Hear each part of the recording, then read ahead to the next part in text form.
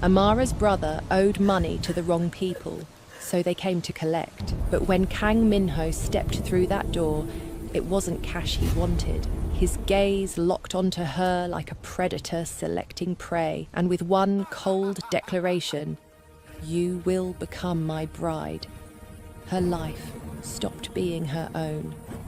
The ceremony was set for dawn, but what she didn't know yet was that this forced marriage would ignite a war that would drench marble floors in blood and force the ruthless Mafia king to his knees. If you're ready to witness a story of power, passion, and revenge that will leave you breathless, smash that subscribe button, drop a comment telling me what you'd do in Amara's position, and hit that like button so we can continue this explosive journey together. Because what happens next will shock you. The storm raged without mercy that evening, hammering against the windows of the Okafor residence as though the heavens themselves mourned what was about to transpire within those walls. The poorly lit living room reeked of burning candles and mounting dread. Amara Okafor perched on the sofa's edge, her shaking fingers intertwined, her knuckles drained of colour. She'd forever been the pillar. The one who soothed her mother during hardship, the one who pushed her younger brother Chidi to pursue aspirations even when circumstances laughed in their faces. Yet this evening, that pillar felt like it was crumbling into dust. Before her, Chidi moved restlessly across the floor, perspiration forming on his brow. Their mother remained motionless in the far corner, eyes puffy and crimson, incapable of meeting her daughter's gaze. The doorbell sounded, a profound, authoritative tone that sliced through the stillness like steel. Chidi became rigid. Amara's heart pounded violently against her chest. "They've arrived," he breathed. Before Amara could utter a word, the door swung open, not knocked upon, simply opened, as though they already possessed the right. Two figures in midnight suits stepped inside, their arrival stealing the oxygen from the room. Their expressions were granite, their gestures calculated. Following them came another man, imposing, angular features, radiating a frigid energy that seemed to suck the life from everything around him. His suit was impeccably cut, black as a raven's wing, his tie the colour of fresh wounds. His stare was penetrating, inscrutable, and when those eyes fixed on Amara, she felt reality tilt beneath her feet. Kang Minho. The mere mention of that name could silence entire rooms in the corporate sphere. A Korean magnate whose dominion spanned across the globe. To the masses, he represented calculation, brilliance, and perilous ambition. To those operating in darker circles, he embodied something far more sinister. The commander of an underground empire that dealt in influence, intelligence, and violence. Chidi cleared his throat nervously. "Mr. Kang, if I could just explain—" "That won't be necessary." Minho's tone was resonant, cultivated, yet threaded with an authority that extinguished defiance before it could take breath. His inflection held hints of soul, refined by the cosmopolitan sophistication of someone who ruled both conference halls and criminal underworlds. His attention shifted from Chidi to Amara, settling on her countenance. She returned his scrutiny, despite the quaking in her soul. Those eyes, frigid, assessing yet harbouring something unvoiced. "This is the one," he stated without emotion. Chidi gave a jerky nod, his voice wavering. "Yes, sir." "My sister, Amara." Stillness descended. Amara sensed the universe pausing its rotation. Minho advanced closer, and with every footfall, Amara's lungs constricted. He halted directly before her, his imposing stature engulfing her in shadow. He examined her, as one might evaluate a rare acquisition he contemplated claiming. "She'll suffice," he uttered at last. Amara's teeth clenched. "I'm sorry." "What?" The ghost of satisfaction touched his mouth, though his eyes stayed merciless. "You will become my bride." The declaration struck like a physical blow. Her mother inhaled sharply. Chidi averted his eyes downward. Amara pushed herself upright, rage burning through the terror. Absolutely not. For the first time, a subtle smile played at Minho's lips, though it failed to warm his expression. "You're confused, Miss Okafor. This isn't a proposition." Her blood ran cold. She looked toward Chidi, whose quivering hands revealed his betrayal. "Chidi, what did you do?" Chidi's words fractured. "I didn't have an alternative, Amara. I was indebted to them. You traded me," she whispered, her voice oscillating between shock and wrath. "I protected you," Chidi stammered. "Had I refused their terms, they would have ended me. They would have slaughtered all of us." Moisture gathered in Amara's eyes, but she wouldn't permit them to fall before this intruder, this individual who had just claimed dominion over her existence. She pivoted back to Minho, her words sharp as broken glass. "I'm not merchandise you can purchase to settle an obligation." His eyes grew darker, and with one fluid motion, he extended forward, his fingertips grazing her jaw, angling her face toward his. The contact was icy yet authoritative, a jolt of supremacy that sent tremors through her. "You believe you possess agency here," he murmured, his voice barely above a whisper. "Precarious assumption. Your brother's obligation isn't trivial.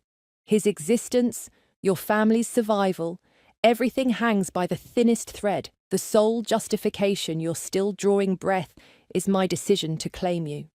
Her respiration caught, his hold relaxed, and he withdrew, adjusting his jacket as though nothing extraordinary had occurred. "The ceremony takes place within 24 hours. Make yourself ready." He turned, signalling for his subordinates to depart. The atmosphere remained oppressive, the quiet suffocating as he strode toward the exit.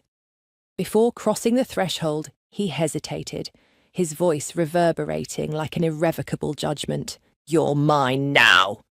Then he vanished.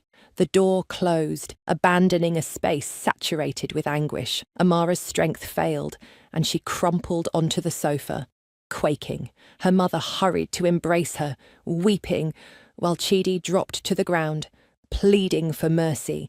But Amara's focus remained fixed on that door, her heart racing with fury and dread. She couldn't determine whether to shriek, weep, or damn destiny itself. All she comprehended was that her autonomy had been ripped away, and within hours she would be bound to a figure who instilled fear across continents. Her fingers trembled as she gripped the worn blanket. Sleep had evaded her. Each time her eyelids closed, his image materialized. That penetrating, unforgiving stare, that brutal tone, the manner in which he'd declared possession of her without pause. "Amara," her mother's voice drifted from the doorway, gentle yet fractured. She entered cautiously, her eyes swollen from nocturnal tears. "The vehicle has come." Amara raised her head. "Already?" Her mother confirmed with a nod. "He dispatched his people to retrieve you." A chill coursed through Amara's frame. She rose deliberately, straightening her spine, concealing her fear behind defiance. "Then we shouldn't keep him waiting." The vehicle, idling outside, was streamlined and obsidian, an armoured luxury machine that screamed both fortune and peril. Two figures in midnight suits flanked it, their eyes obscured behind tinted lenses, their bearing rigid with authority. Amara climbed inside. The leather embrace swallowed her in silence. She gazed through the darkened glass as the vehicle departed from her working-class neighbourhood and merged into the congested urban arteries. Lagos pulsed with life, honking vehicles, sidewalk merchants calling out, youngsters weaving between cramped passages. Yet Amara felt as though she existed in a separate dimension entirely, isolated, ensnared. Her mind churned, matrimony to someone unknown.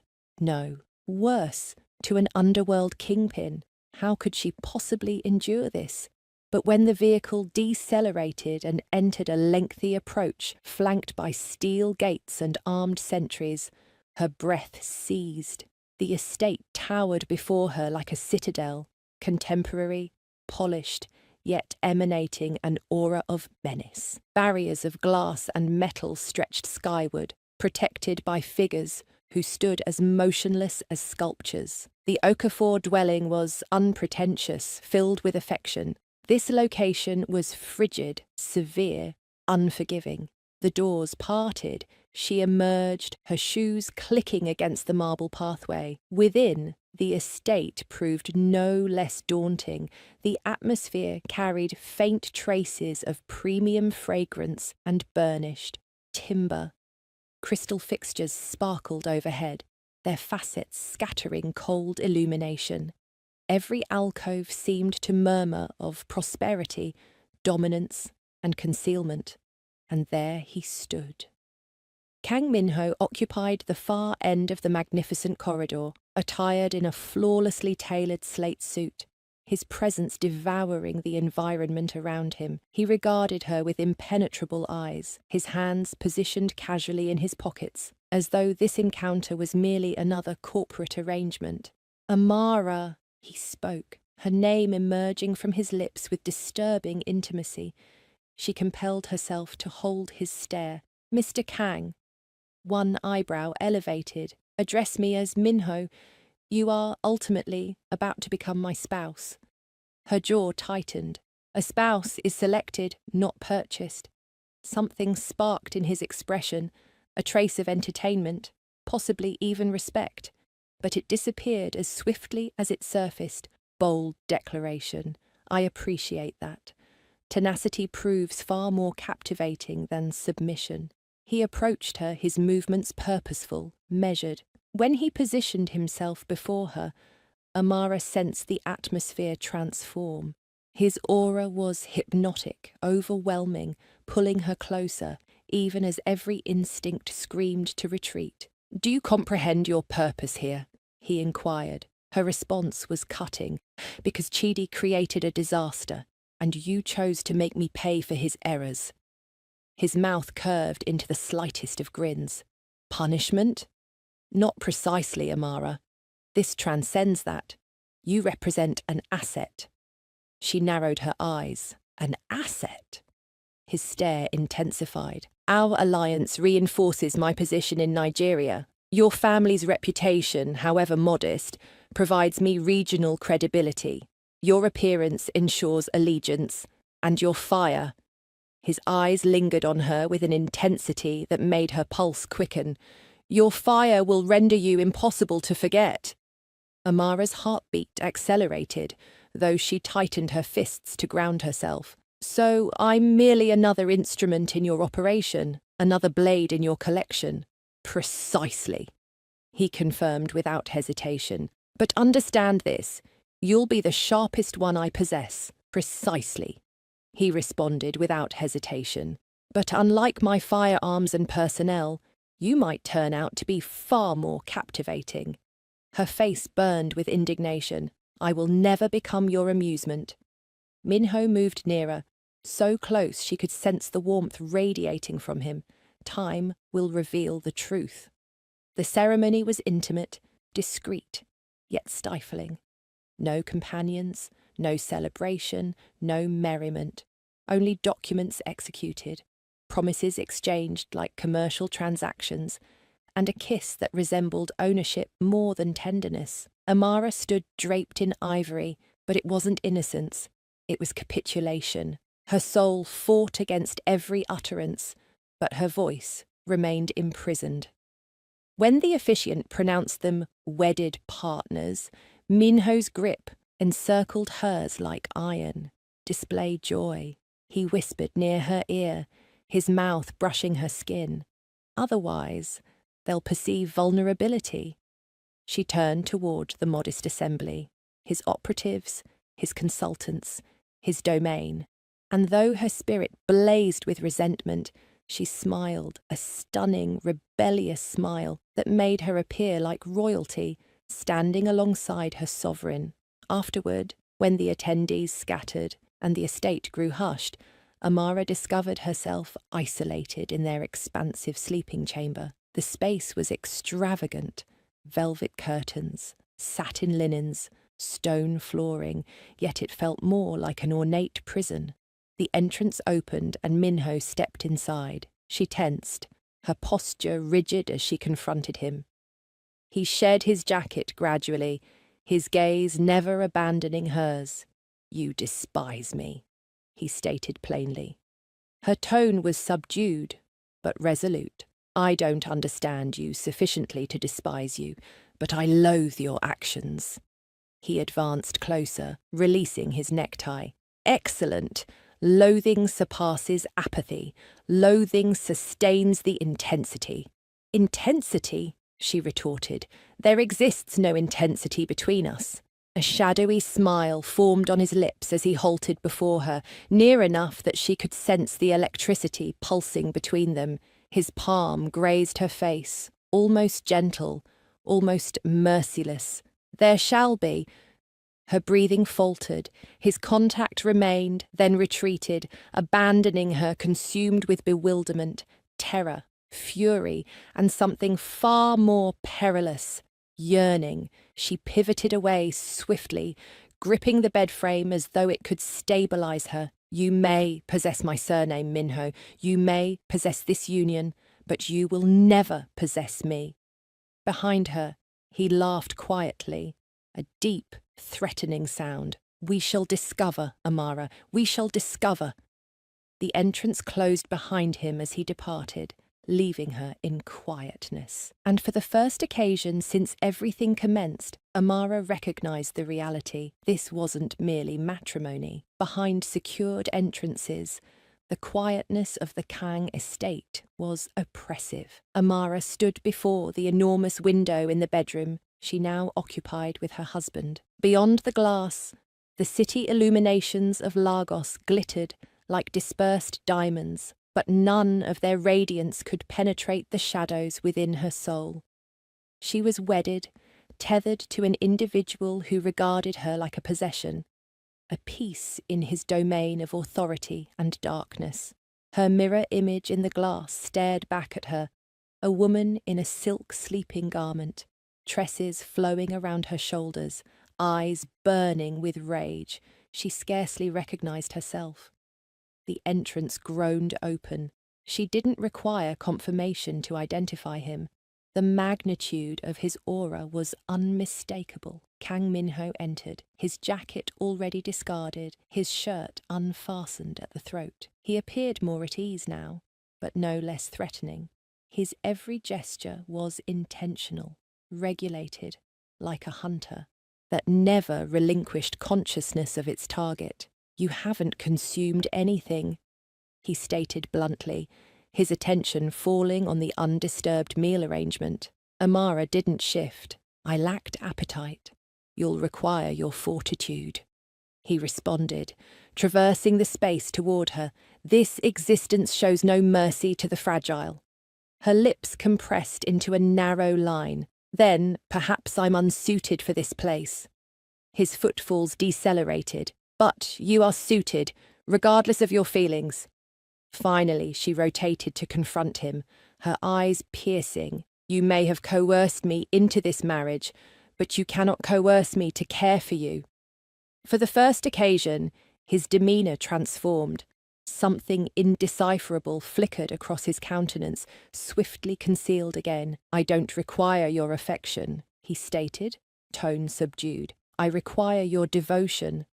And if I decline..." He advanced closer until the distance between them evaporated, his hand elevated, caressing her face, transmitting an involuntary tremor down her backbone. His contact was deceptively tender, but the dominance behind it was undeniable. "Then," he murmured, his lips perilously near to hers, "you'll discover that betrayal carries consequences you cannot shoulder." Her pulse raced, though she compelled herself not to withdraw. "You believe terror will secure me. You're mistaken. You don't understand me, Minho." A grin pulled at his lips.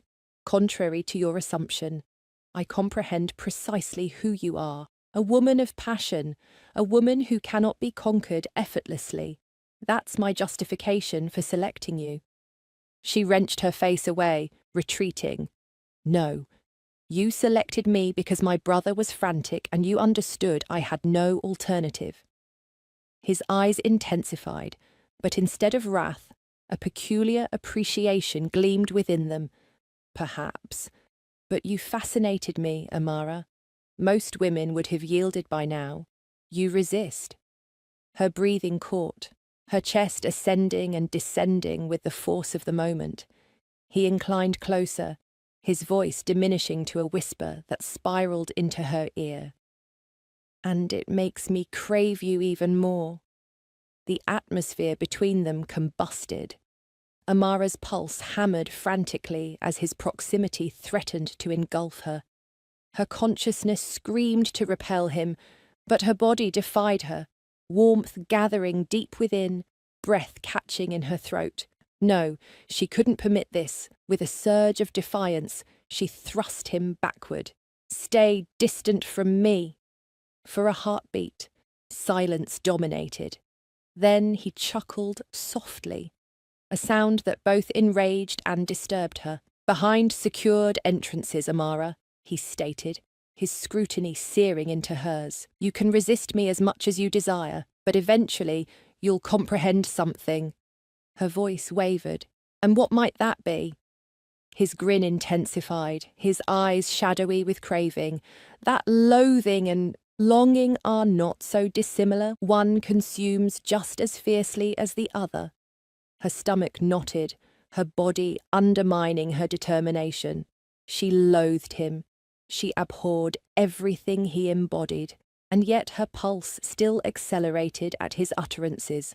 Her skin still tingled where his palm had contacted her. "Pleasant evening, Mrs. Kang," he stated finally, turning toward the entrance. He paused, glancing back at her one final occasion. "Rest peacefully if you're capable." And then he vanished, abandoning Amara quaking in the stillness, her chest heaving with unspoken turbulence. She collapsed to the bed's edge, concealing her face in her palms.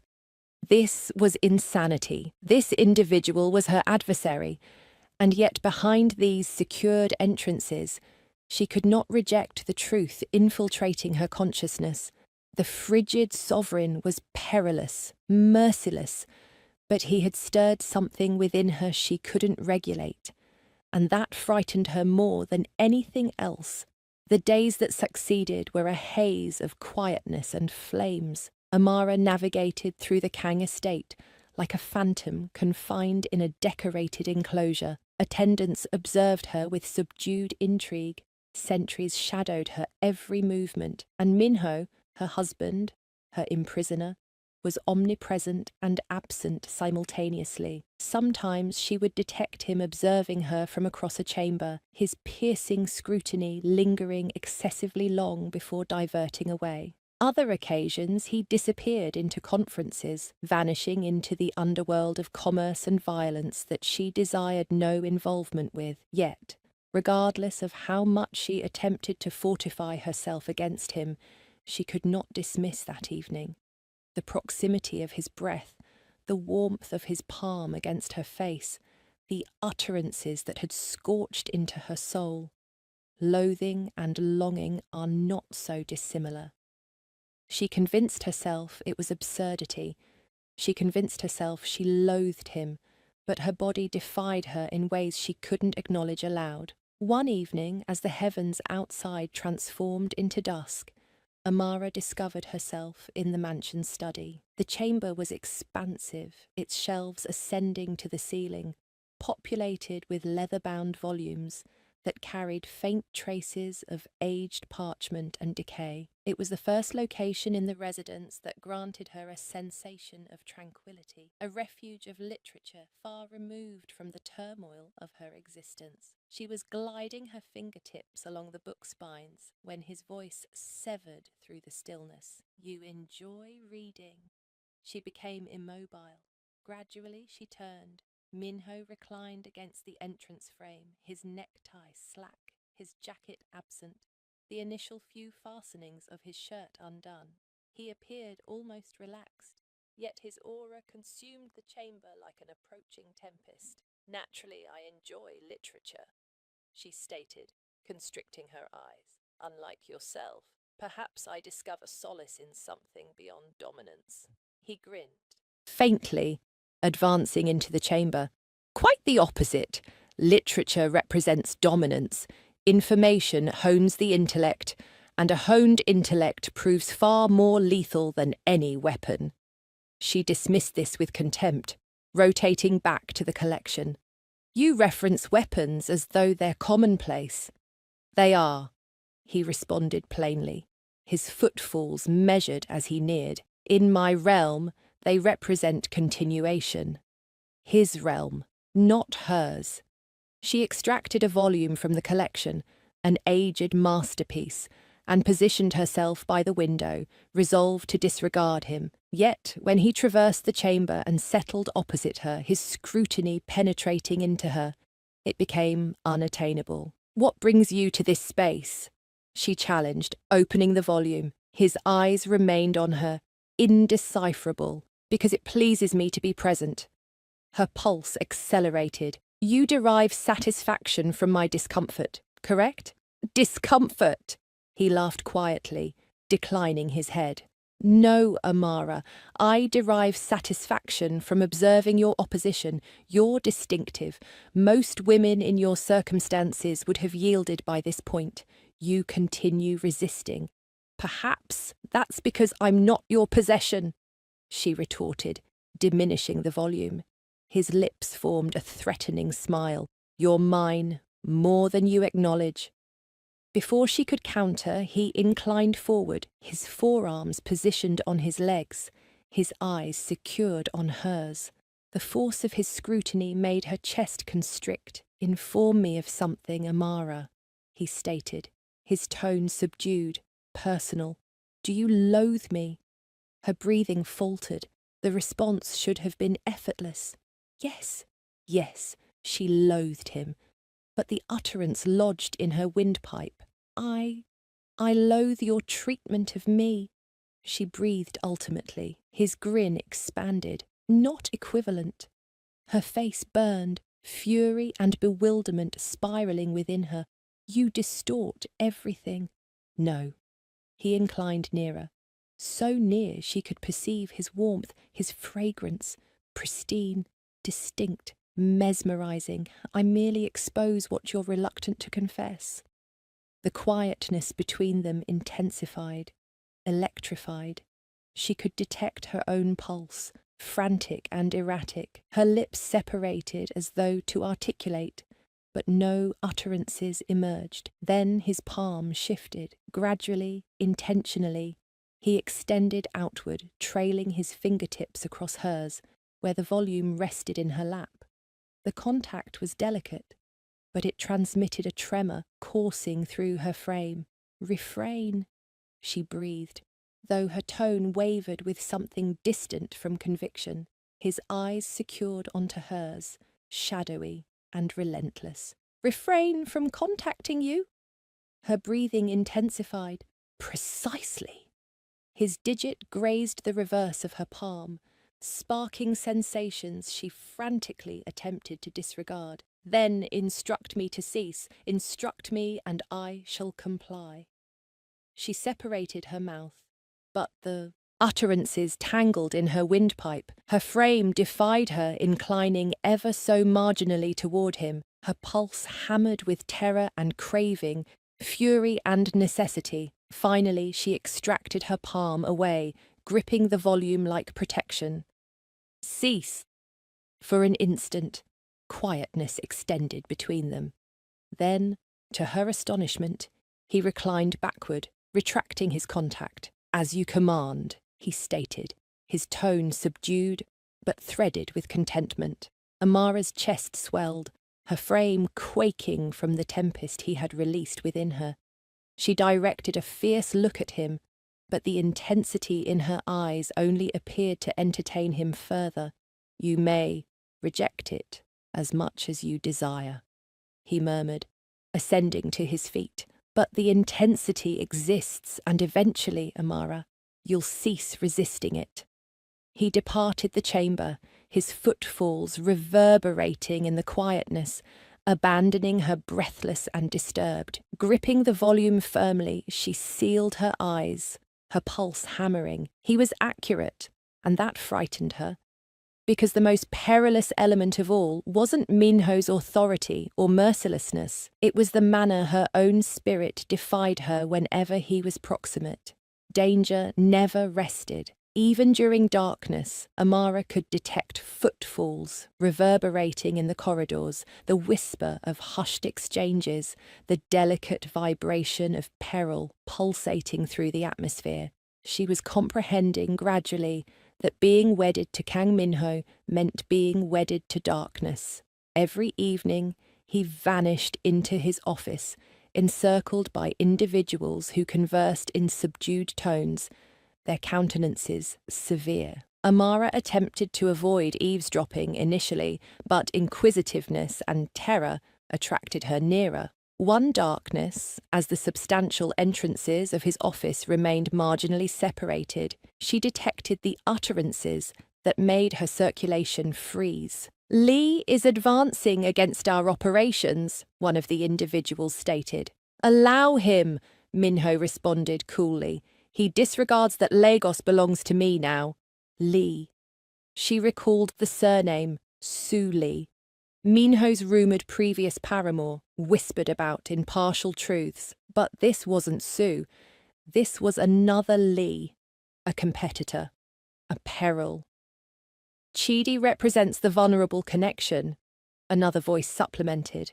"He's obligated more than he disclosed to you. If Lee reaches him, then he'll regret his choices," Minho stated, his tone shadowy as metal. Amara recoiled backward, her pulse hammering. Chidi again.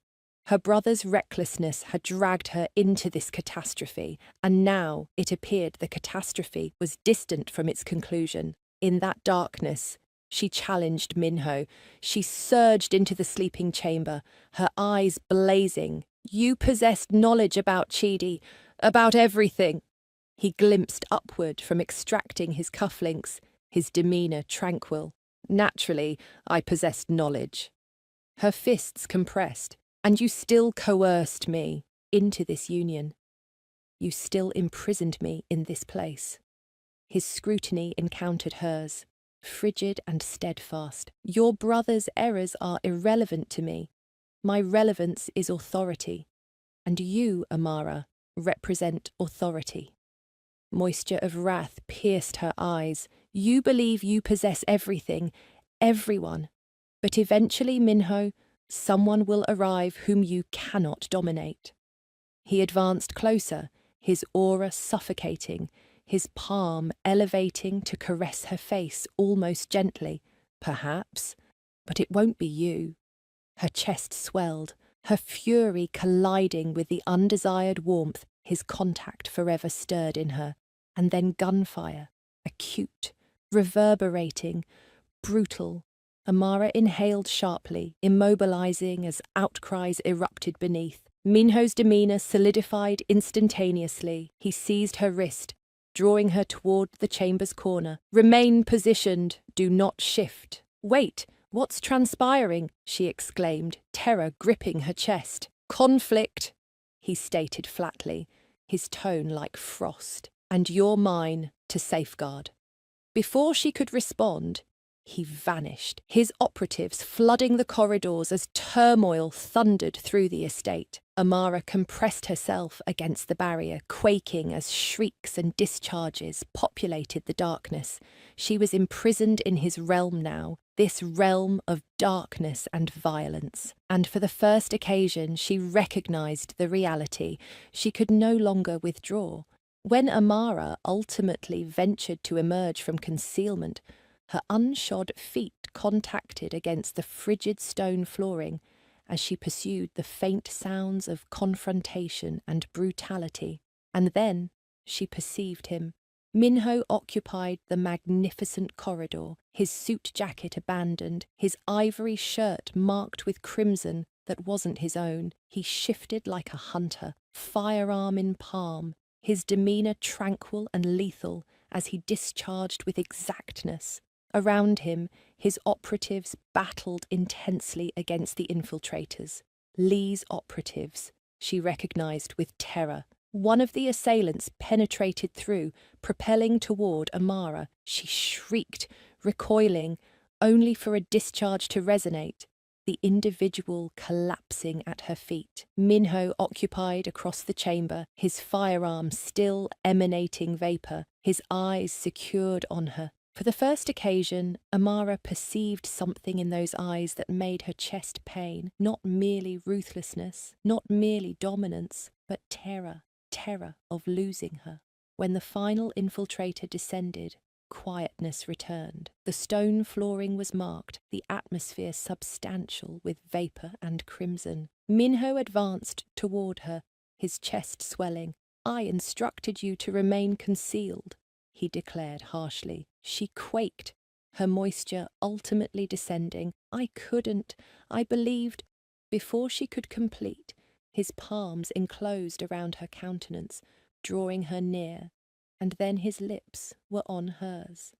The kiss was nothing she anticipated. It was intense, consuming, frantic, a collision of intensity and frost, loathing and craving, terror and yearning. She resisted against him initially, but her opposition dissolved as his arms encircled her, his frame compressing against hers, stabilizing her in the tempest. Her fingertips gripped his shirt, her lips separating beneath his, yielding to the intensity she could no longer reject. When they ultimately separated, their respirations irregular, he positioned his forehead against hers. "You belong to me, Amara," he breathed, his tone unrefined. "Not because of an obligation, not because of dominance, but because I cannot relinquish you." Her spirit ached, her frame quaking as she breathed back. "And what if I don't desire to belong to you?" His lips caressed hers again, gentler this occasion. "Then I'll expend the remainder of my existence making you desire to belong."